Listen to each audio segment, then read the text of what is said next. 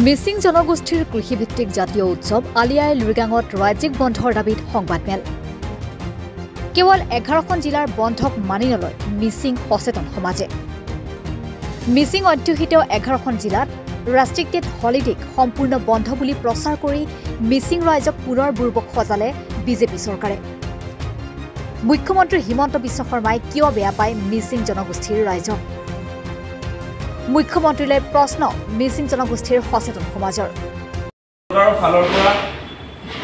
কেৱল মিচিং অধ্যুষিত অঞ্চলৰ 11খন জিলাত সম্পূৰ্ণ বন্ধ বুলি তেওঁলোকে ইতিমধ্যে সিদ্ধান্ত লৈছে অসম চৰকাৰৰ কেবিনেটে। আৰু আমি মিচিং জনগোষ্ঠীৰ সচেতন সমাজৰ ফালৰ পৰা চৰকাৰে গ্ৰহণ কৰা এই 11খন জিলাৰ যি বন্ধ সেই বন্ধক আমি পোনচাতে নাকচ কৰিছোঁ। আমাক কেৱল আমাৰ মিচিং অধ্যুষিত অঞ্চলত বন্ধ নালাগে, সেইটো অতি স্পষ্ট কথা। আমাক ৰাজ্যিক ভিত্তিত বন্ধ লাগে আৰু ৰাজ্যিক বন্ধৰ দাবী আজিকালিৰ দাবী নহয়। আমি দীৰ্ঘদিন ধৰি আপোনালোক কৈছোঁ প্ৰায় 40-50 বছৰ ধৰি আমি আলি আই লৃগাঙত ৰাজ্যিক বন্ধৰ দাবী উত্থাপন কৰিছোঁ। আৰু ৰাজ্যিক বন্ধৰ বেকগ্ৰাউণ্ড এনেকুৱা, আপোনালোক সকলোৱে নিশ্চয় জানে যে আলি আই লৃগাং এনে উৎসৱ যে এই উৎসৱটোতে মিচিং জনগোষ্ঠীৰ আচলতে কৃষ্টি সংস্কৃতি, আচাৰ ব্যৱহাৰ, ৰীতি নীতি, পৰম্পৰা, মিচিং জাতিৰ জীৱন ধাৰণ প্ৰণালী এই সকলোখিনি আচলতে প্ৰতিফলিত হয় আলি আই লৃগাঙৰ দিনটোত। আৰু আলি আই লৃগাং মানে আপোনালোকে জানে যে শস্য সিঁচা উৎসৱ। শস্য মানে আপোনালোকে নিশ্চয় জানে যে আলি আই লৃগাং আমি এগ্ৰিকালচাৰ ৰিভলিউশ্যনৰ কাৰণেও আচলতে এইটো বহুত প্ৰাসংগিক বৰ্তমান সময়ত, যিটো সময়ত আপোনালোকে দেখিছে যে লাহে লাহে অসমত কৃষি নকৰা হৈছে, খেতি নকৰা হৈছে। কিন্তু আপোনালোকে জানে, আপোনালোকেও বাতৰি প্ৰচাৰ কৰে, যেতিয়াই আঘোণ মাহ আহে এই আঘোণ মাহত মাজুলীৰ পৰাই মিচিং কনেঙে ঐনিতমৰ গীত গাই যেতিয়া ধান কাটে আপোনালোকেও প্ৰচাৰ কৰা আমি দেখিছোঁ, সংবাদ মাধ্যমে প্ৰচাৰ কৰে। গতিকে কেৱল আমি কৃষ্টি সংস্কৃতিয়ে নহয়, আপোনালোকে জানে তাৰ লগে লগে কৈছোঁ যে আমাৰ এগ্ৰিকালচাৰ ৰিভলিউশ্যনৰ কথা বতৰা আছে, কৃষিভিত্তিক জাতীয় উৎসৱ। গতিকে এই জাতীয় উৎসৱৰ প্ৰাসংগিকতা আছে। আৰু এইবাৰ তেওঁলোকে কি কৰিলে চৰকাৰৰ ফালৰ পৰা, যোৱাবাৰ ৰেষ্ট্ৰিক্টেড হলিডে বুলি কৈছিলে, এইবাৰ কেবিনেট সিদ্ধান্ত লৈ কেৱল সেই ৰেষ্ট্ৰিক্টেড হলিডেকে সম্পূৰ্ণ বন্ধ বুলি কৈছে। সম্পূৰ্ণ বন্ধ ক'ত বন্ধ হ'ব? মিচিং অঞ্চলবিলাকত, মিচিং অধ্যুষিত অঞ্চলবিলাকত বন্ধ হ'ব, সেইটো বোলে সম্পূৰ্ণ বন্ধ। আমি সম্পূৰ্ণ বন্ধ বুলি যেতিয়া তেওঁলোকে ঘোষণা কৰে, এইবাৰ ভাবিছিলোঁ যে তেওঁলোকে নিশ্চয় এইবাৰ ৰাজ্যিক বন্ধই ঘোষণা কৰিছে, সেই কথা আমি ভাবি আছিলোঁ আৰু আশাও কৰি আছিলোঁ। যোৱাবাৰ আমি প্ৰতিবাদী কাৰ্যসূচী ৰূপায়ণ কৰিছিলোঁ, আপোনালোক সকলোৱে নিশ্চয় বাতৰি সম্প্ৰচাৰ কৰিছিলে। আৰু তাৰ পাছত তেওঁলোকে আলোচনালৈ মাতিছিলে, সেই সময়তো তেওঁলোকে ক'লে যে নেক্সট ইয়েৰ আপোনালোকৰ এই দাবীটোৰ প্ৰতি আমি এটা যোগাত্মক সিদ্ধান্ত গ্ৰহণ কৰিম, তেনেকুৱা ধৰণৰ কথা বতৰা চৰ্চা হৈছিলে। কিন্তু এইবাৰো আচলতে ললিপপে দিলে।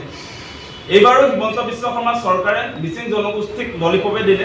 আৰু সেই কথাটোৰ পৰা এটা কথা প্ৰমাণ হৈছে যে হিমন্ত বিশ্ব শৰ্মাই সঁচা সঁচিকে মিচিং জাতিটোক ভাল নাপায়, বহুত বেছি বেয়া পায় চাগে তেওঁ। সেইকাৰণে আমাৰ এই দীৰ্ঘদিনীয়া দাবীটোক তেওঁলোকে কোনোদিনে গুৰুত্ব দিয়া নাই। আৰু আজিকালি আপোনালোকে নিশ্চয় লক্ষ্য কৰিছে, আমাৰ আলি আই লৃগাঙৰ দিনটোত আমাৰ মিচিং ল'ৰা ছোৱালীয়ে স্কুলত যাবলগীয়া হয়, কলেজত যাবলগীয়া হয়। আমাৰ ল'ৰা ছোৱালীয়ে আলি আই লৃগাং চেলিব্ৰেশ্যন কৰিব নোৱাৰে। আৰু সেই একেটা সময়তে আমি দেখিছোঁ, আমি গুৱাহাটীত থাকোঁ, যে গুৱাহাটীত ছট পূজাত আমাৰ ল'ৰা ছোৱালীয়ে স্কুল বন্ধ পায় আৰু ছট পূজাৰ অনুষ্ঠানবিলাকত যায়। এনেকুৱা এটা পৰিস্থিতি আহিছে, আমাৰ মিচিং ল'ৰা ছোৱালী এতিয়া আলি আই লৃগাং সম্পৰ্কে নজনা হৈ পৰিছে লাহে লাহে। সেইটো হ'বই, কাৰণ আপোনালোকে জানে যে যেতিয়া ৰাজ্যিক ভিত্তিত বন্ধটো ঘোষণা কৰা হয়, তেতিয়া ৰাজ্যখনৰ সকলো ৰাইজে যিটো দিনা আচলতে বন্ধ হয়, এতিয়া ছট পূজাত বন্ধ হৈ গ'ল, আমি ছট পূজাটো কি সেই সম্পৰ্কে আমি জানিবলৈতো সুযোগ পাওঁ, সকলোৱে সুযোগ পায়, বন্ধ থাকে। আৰু ছট পূজা অনুষ্ঠানবিলাক আমাৰ মানুহেও যায়। আৰু আমি এই কথাটো এইকাৰণে কৈছোঁ যে যিটো সময়ত ছট পূজা বিহাৰৰ পৰা আহিছে, বিহাৰী সম্প্ৰদায়ৰ পূজা, তেওঁলোকক বিজেপি অহাৰ পাছত ৰাজ্যিক বন্ধ ঘোষণা কৰিছে।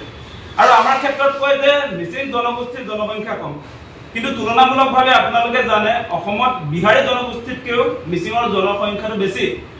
বিহাৰী জনগোষ্ঠীৰ জনসংখ্যা 5 লাখ, মিচিঙৰ 15 লাখ। বিহাৰী মানুহ মাজুলীত নাই, জোনাইতো নাই বিহাৰী মানুহ, জোনাইতো ছট পূজাত বন্ধ থাকে। আজি মাজুলীৰ ভিতৰুৱা স্কুল কলেজবিলাকো আপোনাৰ ছট পূজাত বন্ধ থাকে।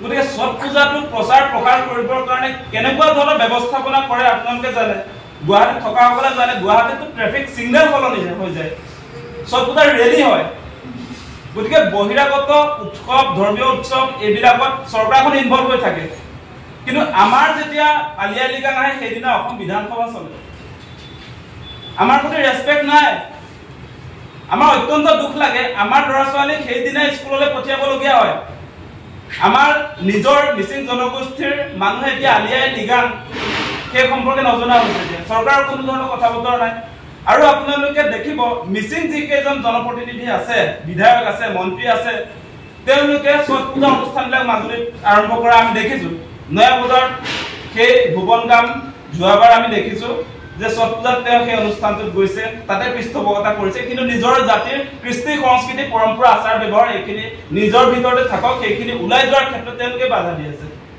কিন্তু জাতিটোৰ কাৰণে অত্যন্ত দুৰ্ভাগ্যজনক যি সিদ্ধান্ত হলে এই সিদ্ধান্তক আমি সম্পূৰ্ণৰূপে আমি এই সিদ্ধান্তক নাকচ কৰিছোঁ কাৰণ আমাক ৰাজ্যিক ভিত্তিত বন্ধ লাগে আমাক 10খন বা 11খন জিলাত আমাক বন্ধ নালাগে আৰু এই বন্ধত তেওঁলোকে ৰেষ্ট্ৰিক্টেড হলিডে যিটো তেওঁলোকৰ আগৰ হেৰি আছিলে সেইটোৱে হৈছে 10খন জিলাত বন্ধ ঘোষণা কৰি তেওঁলোকে কি ক'ব বিচাৰিছে যে যদি 10খন বা 11খন জিলাত বন্ধ মিচিং জনজাতীয় লোকসকল তাত বাস কৰে বুলি বন্ধ দিছে তেতিয়াহ'লে সেইখিনি মিচিং লেণ্ড বুলি তেওঁলোকে ঘোষণা কৰি দিয়ক এইটোৱে দাবী কৰিছো যে তেওঁলোকে যদি 11খন জিলাত বন্ধ ঘোষণা কৰিছে তেতিয়াহ'লে যেনেকৈ বড়োলেণ্ড দিছে তেতিয়াহ'লে তাত মিচিং লেণ্ড বুলি ঘোষণা কৰি দিয়ক অসম চৰকাৰক এইটো দাবী কৰিছো আমাৰ মিচিং সচেতন সমাজৰ পৰা আৰু যি 6 শিডিউলৰ কথা কৈ থাকে সেই 6 শিডিউল দি দিয়ক আমাক আলি আই লৃগাঙৰ নামত লালিপপ দিলে নহ'ব এইটো সঁচা কথা আমাক ৰাজ্যিক ভিত্তিত বন্ধ লাগে আমাৰ ল'ৰা ছোৱালীও জানিব লাগে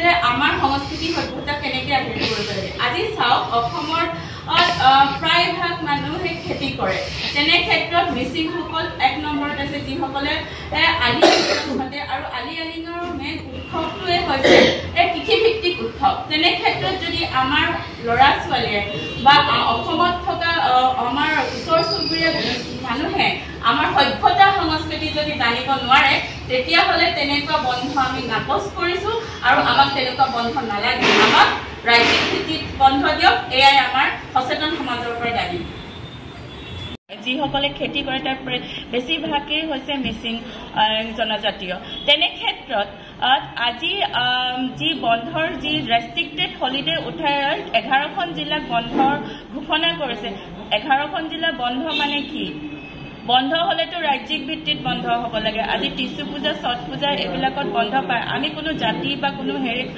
অপমান কৰা নাই বা তিৰস্কাৰ কৰা নাই কিন্তু আমি তিৰস্কাৰৰ সন্মুখীন হৈছোঁ আমি চৰম প্ৰতাৰণাৰ সন্মুখীন হৈছোঁ আজি চাওক মিচিং জাতিটো হৈছে অসমৰ দ্বিতীয়টো সৰ্ববৃহৎ জনজাতি তেনে ক্ষেত্ৰত আজি মিচিং জাতিটোক কিয় প্ৰতাৰণা কৰিছে আজি 11খন জিলাত যদি বন্ধ দিছে তেতিয়াহ'লে এটাই মই দাবী কৰিছোঁ আমাৰ মিচিং সচেতন সমাজৰ ফালৰ পৰা যে আমাক যদি 11খন জিলাত সম্পূৰ্ণৰূপে বন্ধ দিব লাগে তেতিয়াহ'লে আমাক মিচিং লেণ্ড ঘোষণা কৰক সেই 11খন জিলাত আৰু আমাক 6 শিডিউল দিয়ক এইটোৱে দাবী মিচিং সচেতন সমাজৰ পৰা এনেকৈ 11খন জিলাত বন্ধৰ ঘোষণা কৰি মিচিং জাতিটোক আৰু অপমান নকৰিব অসম চৰকাৰক বাৰে বাৰে সকীয়াই দিছোঁ আৰু আকৌ এবাৰ কৈছোঁ যদি 11খন জিলাত বন্ধ দিব লাগে তেতিয়াহ'লে মিচিং জাতিটোক সেই 11খন জিলাত মিচিং লেণ্ড ঘোষণা কৰক আৰু 6 শিডিউল দিয়ক আমাক